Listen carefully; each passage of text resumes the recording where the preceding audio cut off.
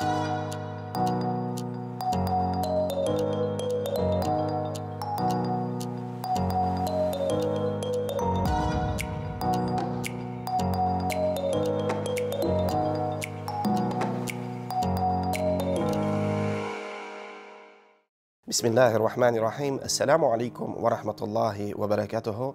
Hurmatli din qardoshlarim, Huzur TV kanalında oila darslarini davom etamiz. Ham bugun og'ir, chunki o'zim da qizimni o'stiram, qizimizni o'stirgach vaqt kelib jeta, ona kuyovga berishga deb nishik berikmikan, shu turunda silashirmiz. Ko'p kishi jamoat shu masalani ko'targach, ham biz hazratlar ati-ani soylarga tiyish degach, mana hazratlar siz allanindi keri zamonlarga qaytasiz. Hozir bit yangacha haqqizlar o'zlari soyli deb bizga tanqid so'zlarini aytalar. Ayyi, biz ikki fikr bilan da rizo jamoat. Chunki ilki vaqtlarida qarasak, qachon ati-ani soylaganda da qiz o'z fikrini aytaydi. Bir ati de bir ani de qizdan fikrin so'ramaycha kuyovga bermaydi. Narsadan, chunki ol dinimizning sharti qiz bola men rizo deb aytirga tegish. Agarda qiz bola rizo tugil ekan, u qilgan nikohda dariz bo'lmay. Shunga ko'ra qo'y bir kishilar ali dinni bilib bitira olmay, imish din mana so'ramaycha kuyovga beradi deb aytalar. Yo'q jamoat. Bu bek og'ir proses. Bunda ati-ani o'z turmushlarini, abi boboy, butun tug'anlar o'z opitlarini olib, turli nasllarni qarab bularda yigit o'sgan, nasllari shunday, odatlari shunday, ati-anilari bunday ekan deb butinisini tekshirib qarorga tegish. Qiz bolamizga gina qoldirsak jamoat, ayyi, qiz bola ko'zlar bilan, qiz bola quloqlar bilan yarata, ham bu yigit motor etib sili, bu yigit nindi qora adabli, tartibli, ham qiz bola onun tomirlarini ko'rmay. Qiz bola ali dunyo ko'rmagan, nechik kishilar o'yini bila, nechik kishilar oldi bila, ham nechik tomirlar torta, ona ali bilmay. Shunga ko'ra biz qizimizga yordam etik, bo'lishik. Ham hurmatli qizlar, qachon ati-ani qilsala, ham qizim, bu kuyov senga to'g'ri kelmaydi deb ayta ekan, ayyi, siz ularni eshitmaysiz, chunki siz aqlli, siz qizil diplomga bitirdingiz. Lekin 10 yil, 15 yil turg'ach, hem Allah saqlasin, belki bir yıldan so'ng deshik, mana hozirgi statistik ko'rsata, qachon bizga Zokiston aytadilar, 50% birinchi yilda taloq so'zini aytadi. Bu jamoat bir qo'rqinish. Shunga ko'ra hurmatli qizlar, sizda ati-anilarga ishoning'iz. Hurmatli ati-anilar, sizda qizlarga yordam etingiz. Ham bunda birga bu bek og'ir, qizni o'stiruv nishik og'ir, ham shit erga ona kuyovga beru tag'in og'irroqda. Shunga ko'ra shu og'ir ishda birga bir oila bo'lib shu ishni ishlagingiz. Jamoat, aydagiz azrak biz dinimizga qaytdik. Dinimiz nishik bo'lirga tiyish. Masalan, ati-ani bir yigitni ko'rdilar, ati-anisi bilan tanishdilar, ham ko'ralarki, ayyi, ul ularning qizlarına to'g'ri kela. Mana shunda nishik uchrashtirishga, ko'pmi vaqt aralashishga tiyishlar, ham umuman nishik nikohga hozirlanirga. En birinchidan albatta hurmatli ani da, hurmatli ati da, siz qizingizning fikrini bilasiz. Lekin qizingizning da fikrini shulay bilagizki, shu yigit qizga da ishosin edi. Mana nishik sizga ishogan ekan, onun oilalari, onun nasllari, ularning tartiblari qizingizga da shulay ishonsin.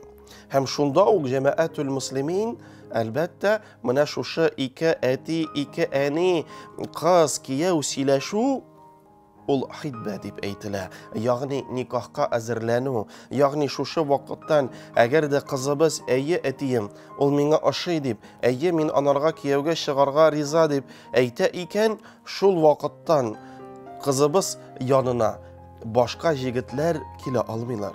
Ya'ni tanishirga, hurmatli ati, yorim ekan qizigiz bilan tanishirga deb keluvchilarga yo'l kesila. Ya'ni хитбәле, ягъни аның булачак ире бар. Вәләкин шушы сөйләшү, шушы хитбә башка нәрсәләргә юл ачмый, иллә мәгәр никах турында гына сөйләшергә. Ягъни кулга кул тотышып, үбешеп, әллә кайларда йөреп, ул берсе дә рөхсәт ителми. Әйе, йөрү ярый. Әйе, каядыр бергә утыру ярый. Вәләкин Расулыбыз саллаллаһу алейхи ва саллям нәрсәди? Ул шәһидләр белән бергә булырга тиеш. Ягъни бер бүлмәдә аерым калу тыелган, харам дип санала. Аллаһ субханаһу ва тааля сакласын. Чөнки күрәбез ки, кашан кызлар, хәзрәт, мин ничек мин шул җигетне белим, менә без бит аерым йөрибез, шулай күрешәбез, аның квартирасында булганым бар, ул минем өйдә булганым бар. Җәмәгать, ул ярамый. Ул әгәр дә кафе башка кешеләр күрә икән, ул рөхсәт ителгән. Башка җирләрдә кешеләр күрә икән, рөхсәт ителгән. Вәләкин тит-атит калу рөхсәт ителмәгән. Шуңа күрә шушы әйберне онытмагыз. Аллаһ субханаһу ва тааля кызларыбызга хәерле кияүләрен бирсен, җегетләребезгә хәерле киленнәрен бирсен. Җәмәгать, һәм шушы булачак яшь парның әти, әниләр очрашкан, һәм шунда беренче очрашулар, башка очрашулар нәрсә турында сөйләшергә кирәк. Хөрмәтле әти, әни, сез дөнья күргән, әйе, сез СССР вакытларында өйләнгән, ничек СССР беткән, ничек Россия булган, бөтенесен күрдегез, сез дөнья күрдегез. Ничек кешеләр алды һәм дөньяда төрле хәлләр булырга мөмкин, яратам, яратмыйм, сулга, уңга йөрим һәм башка әйберләр. Шуңа күрә җәмәгать, менә кыз баланың әти, әниләре һәм җигетнең әти, әниләре бәлки шушы бәйнә итеп бөтен сорауларын күтәрергә тиешләр. Әлбәттә, никахларның шартлары бар. Шулардан иң беренче шартлардан мәһр.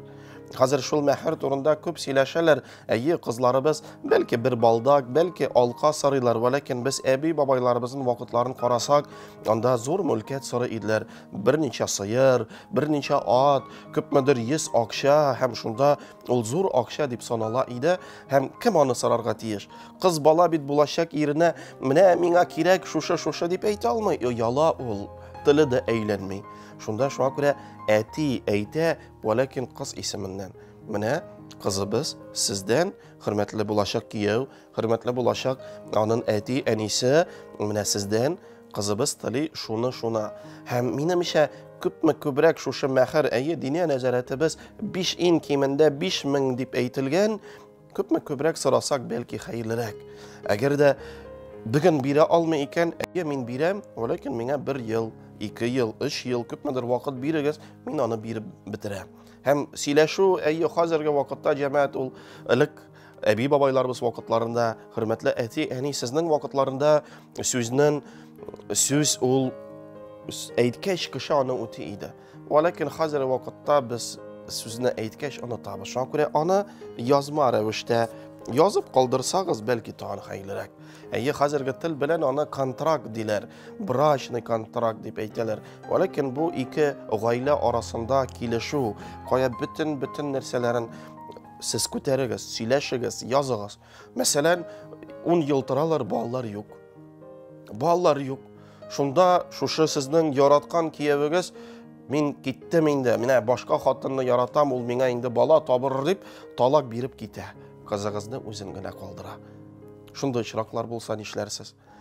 Алла сакласын, сулга йөри башласа, Алла сакласын, кызыгыз сулга йөри башласа, һәм башка бу дөнья җәмәгать, шайтан бу дөньяда, шайтан безгә вәсвәсә итә, безне алдый. Юк, хәзрәт, инде нәрсә, ничек инде ул дип әйтергә дә мөмкин, вәләкин шушы күзлекне салыгыз һәм дөньяга әти, әни буларак, үз кызыгызны, үз улыгызны үстергән буларак карагыз. Һәм шың, бу сезнең балаларыгыз. Әйе, сез аларны яратасыз, бөтен йөрәген аларга бирәсез, кирәк икән гомерегезне бирерсез. Вәләкин шундый авыр мәсьәләләрен дә күтәрегез. Әйе, балалар юк. Әгәр дә кызыбыз гаипле икән, шундый нәрсәләр булыр. Синең талак бирергә рөхсәтең бар бәлки. Әү икенче хатын алырга рөхсәт сиңа бирербез дип язып куясыз. Чөнки менә хәзерге җегетләрне карыйбыз, әле бу хатын белән съемный жильёда тора, әле иләре дә юк, нәрсәләре дә юк. Бу икенче, өченче, бишенче хатыннарын алырга йөри. Аннары шушы хатыннар безгә шалтыратып, "Хәзрәт, менә бит килмиде, ашатмыйды, карамыйды, квартплаталарын да түләми, нишләргә качкан?" Менә шунда, хөрмәтле әти, әни, сез бит аны кызыгызны шундый кияүләргә бирдегез. Язмыйча, сөйләшмичә, хәзер алимент та юк, башка нәрсәләр дә юк, чөнки ЗАГС юк. Менә шушы мәсьәләләрен җәмәгать бәйнә итеп, шушы очрашуда, хөрмәтле әти, әни, әйе, булачакта ул авыр мәсьәләләр, ләкин әйдә, менә без күрәбез, ЗАГС безгә статистика бирә, яшьләр бик тормыйлар, характерлар туры килми дип бер-берсен ташлыйлар. Әйдә әле ана икенче, өченче хатын алалар, башка нәрсәләр, сулга унга йөри башлыйлар. Әйдә әле бөтенесен сөйләшеп бетерик, кияү, кызым, әйдә бөтенесен сөйләшеп бетерик, язып куйык. Әгәр дә Алла сакласын, кияү менә аның секретарша санарга күбрәк ошаганда, ул юк инде, Мәрьям, мин сине яратмыйм, менә мин шул Наташа белән торырмын дип сиңа талак. Анда да языйк. Әгәр дә сәбәпсез талак бирәсең икән, сиңа штраф. Мәсәлән, Мәскәүдә квартира аласың. Казанда үй аласың. Башка нәрсә һәм шунда развод вакытларында шуны хатыныңа калдырасың. Һәм башка шуңа күрә җәмәгатьул муслимин бу дөнья. Шушы дөньяны очрашканда кызыбызны бирәбез, улыбызны өйләндерәбез. Әйе, без алар янында булырбыз. Шунда бәлки, хөрмәтле яшьләр, хәзер сезгә насихат итеп, бәлки шунда язып куйыгыз. Чөнки ул мәсьәләләрен без дә гаилә дәресләрендә күтәрдек. Менә әни еш килә башлады. Еш килә башлагач, киленгә бәйләнә башлады. Башка нәрсәләр, бергә торырбызмы, аерым торырбызмы? Балларын кайсы раддомда бәлки табырбыз, чөнки хәзер модный бит, китәләр кайберләр, Алла сакласын, шунардан мин өйдә генә табырмын. Нишләп син өйдә табасың? Хәзер бит Аллага шөкер, яхшы замана. Әлхәмдүлиллаһи раббил аламин, әллә нинди раддомнарыбыз да бар. Баланы яхшы шундый җирдә табарбыз. Шулай булыр, булай булыр. Күпме Алла Тәгалә балаларын бирер, шуларга без риза, һәм шуңа күрә шушы килешүне язып куягыз. Шушы килешү, әйе, ул без аны никах дибез, акт дип әйтәбез. Ул элек тә булган, элек әби-бабайларыбыз вакытларында әйе аны мәчеттә теркәп, шушы кагазны, шушы народный суд дип әйтә иделәр. Анда алып барып, ул рәсми кагаз булган иде. Әгәр дә бузса, судка бирә иделәр. Хәзер дә безнең нотариуслар бар, шунда аны раслап куягыз. Бәйнә итеп бөтенесен карап чыгыгыз. Шуңа күрә шушы гаилә кору, ул уенчык түгел. Кызыбызны бирү, ул уенчык түгел. Кызыбыз белән уйнадың да кире бирү, ул да дөрес булмый. Шуңа күрә җәмәгать һәр вакыт шушы мәсьәләләрне, балаларыбызны өйләндергәндә, ул мәсьәләләрен бәйнә никахка хәтле сөйләшегез. Никахтан соң, ах, каралы мәхер дә бирмәгән, каралы миңа дөрес карамаган, каралы елмаймый, каралы бу кияү начар булды, көн-төн эштә эшли. Шундый сүзләр булмасын өчен язып куягыз. Әлбәттә, җәмәгать шушы никахка хәзерләнү вакытларында шушы кагазлар туплап, язып, шартлар, ул мин кияү турында гына әйтмим, бу икеләтә, бу ике гаиләнең бер проект булырга тиеш. Шунда бөтенесе язылсын. Һәм шунда шушы проектка безнең кызыбыз да туры килсен. Әгәр дә безнең кызыбыз, шунда язабыз, әйе, хөрмәтле кияү, син гаиләне тәэмин итәсең, хатыныбыз шушы учак үй өчен җавап бирүче, өйне саклаучы, тәэмин итү синнән, ашату, юу нәрсәләр бөтенесе кызыбыздан өйләнәбез. Кызыбыз ашта пешерә белми, кызыбыз идәнне дә себерә белми, кызыбыз шушы өйрәнгән селфи ясап кына утырырга, әллә кайларда йөрергә, ирдән дә сорамыйча, әллә кайларга качырга. Шуңа күрә менә шушы без таләпләрен ике гаилә бергә язабыз икән, кияү дә туры килсен, кызыбыз да туры килсен. Хөрмәтле әти, әни, үз балабызны без яхшы беләбез. Әгәр дә кызыбыз моны үтә алмый икән, без никахка хәтле аны сөйләшик. Улыбыз аны булдыра алмый икән, никахка хәтле аны да сөйләшик. Шуңа күрә җәмәгать, бу безнең балаларыбыз бәхетле булсын өчен, безнең балаларыбыз гомерле никахлы булсын өчен эшләнә торган эшләрдән булсын. Һәм бисмиллаһир-рахманир-рахим дип гаиләләрен кырсыннар, бәхетле булсыннар, яшәсеннәр һәм Хузур ТВ каналында гаилә дәресләрен карасыннар.